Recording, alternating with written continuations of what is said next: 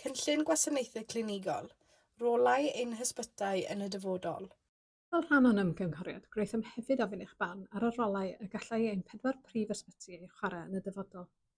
Bydd gwneud newidiadau i'r 9 gwasanaeth sydd wedi cynnwys yn y cynllun gwasanaethau clinigol yn newid yr hyn sydd yn cael ei ddarparu ar rai o'n safleoedd.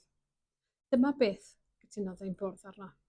Bydd Ysbyty Bronglais yn parhau i wella'r ystod bresennol o wasanaethau a ddarparir, y gallai rhai elfennau arbenigol cael ei darparu ar safleoedd eraill yn Hywel Dda.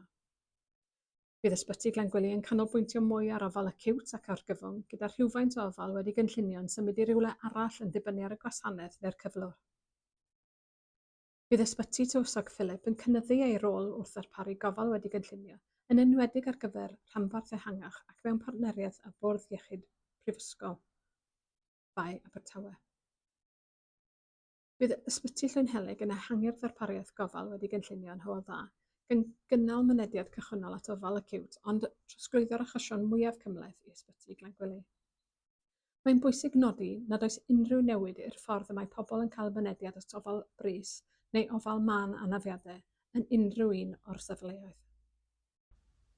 Ewch i'n gwefan i ddysgu mwy. https://bydd.gig.cymru/cynllun-gwasanaeth-clinigol/